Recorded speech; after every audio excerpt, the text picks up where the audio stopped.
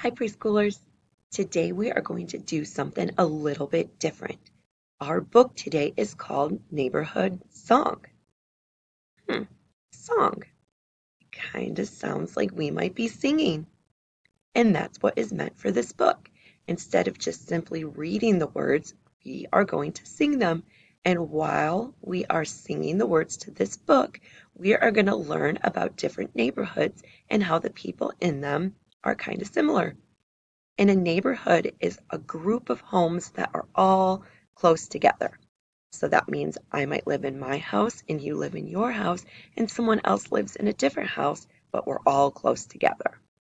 So while we're reading through and singing through this book, I want you to think about what they're doing in this book and how it might be the same as what you do. Ready? Here we go. This is the way we live together, live together, live together. This is the way we live together in our neighborhood. So here are some pictures of a house and some apartments. And an apartment is where there's a whole bunch of smaller homes all in one building. So people live in different types of homes in neighborhoods. This is the way we travel around, travel around, travel around. This is the way we travel around in our neighborhood. And travel means to go from place to place. So we have people riding bikes and we have people riding a bus. And here's a school bus. A school bus and a regular city bus are a little bit different. A school bus takes you to school and the city bus takes you around town. And then here's a little girl just riding in a car. So everybody in a neighborhood travels in different ways. How do you travel from place to place? I use my car. This is the way we go to school, go to school, go to school. This is the way we go to school in our neighborhood.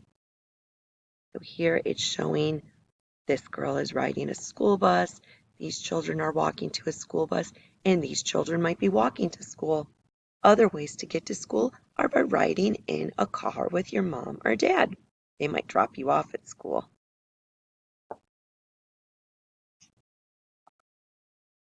These are the people who care for us, care for us, care for us. These are the people who care for us in our neighborhood. So that means these are the people who take care of us around our neighborhood. So we have a firefighter. He helps fight fires and keep us safe. Here's a teacher. She helps the children learn maybe how to read or how to count. Here's someone who's helping a child who needs extra help walking. And here's a doctor. And other people in our neighborhood that might help us are the police. They help keep us safe and make sure everybody's following the rules. Or a dentist, and they help keep our teeth clean. Can you think of other people in your neighborhood that might be there to help you, to help take care of you? That's a good answer.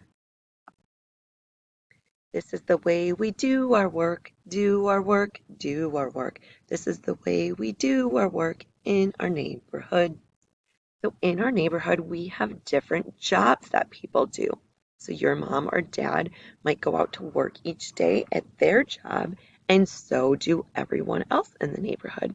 So we have people who work maybe as construction workers. We have people who work in grocery stores or bakeries. We have people who deliver packages or mail to people. And we have people who work in greenhouses where they sell flowers and vegetable plants so we can grow food. What other kind of jobs do you think there are in your neighborhood? I can't wait to hear all of your ideas. This is the way we get our food, get our food, get our food. This is the way we get our food in our neighborhood. So remember on the last page, I said some people work in greenhouses and they sell vegetable plants. Well, one way we can get our own food is to grow it. Or we can get it when we go to a restaurant and someone brings us food. Or we can go to a grocery store to buy food. Can you think of any other ways we can get food? What what types of way do you get food in your neighborhood? Nice. This is the way we get our clothes, get our clothes, get our clothes. This is the way we get our clothes in our neighborhood.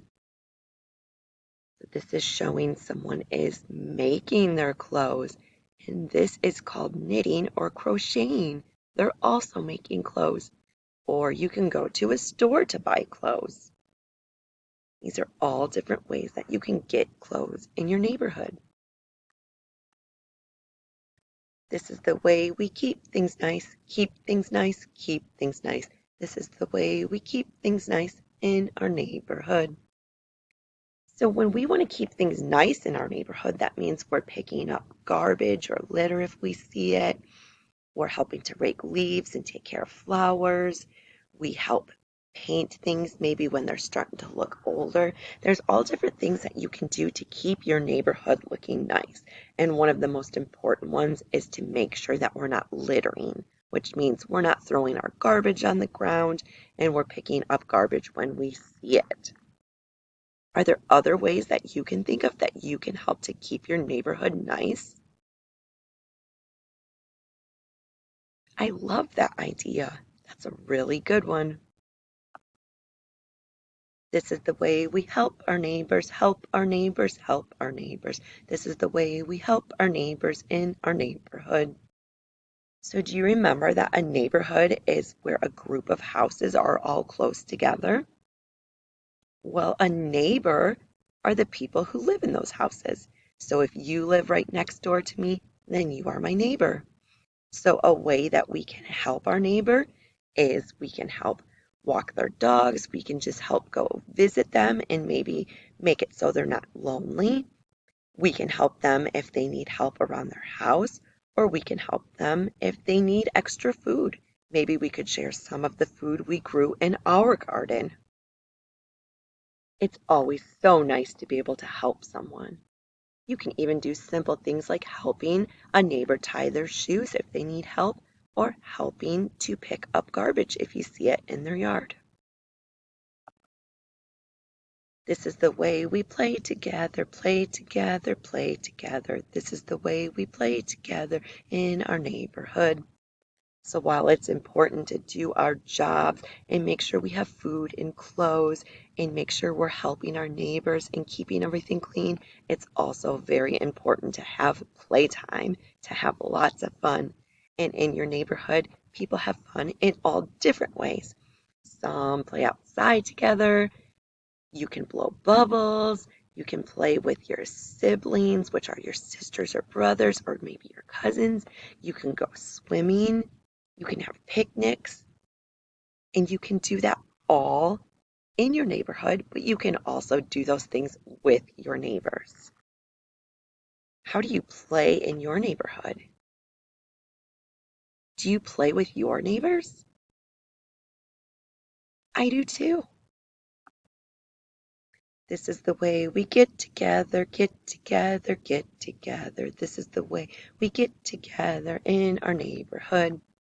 So getting together is just another way to have fun. So you can get together and play soccer or another sport. You can get together and have some ice cream. You can get together and play games, or maybe just get together to have a picnic or a celebration of a birthday or a holiday. It's important to get together with your neighbors. It makes them feel special and it makes you feel special too. What's special about your neighborhood? So you can sing the song again using your own ideas. So you can come up with your own ideas about what makes your neighborhood special, and then you can go through and sing the different song verses. So I would love it if you would come up with some things that make your neighborhood special, or think about the different things we talked about, like how do you play in your neighborhood? How do you get your food? How do you get your clothes? And how do you help your neighbors? So you can have someone post it in the comments, or like always, you can draw a picture about how you do things in your neighborhood. or you can even have someone take a picture of you doing something in your neighborhood, and then you can post them in the comments. I love to see what you're doing at home, and I can't wait to hear all about your neighborhood. See you next time. Bye.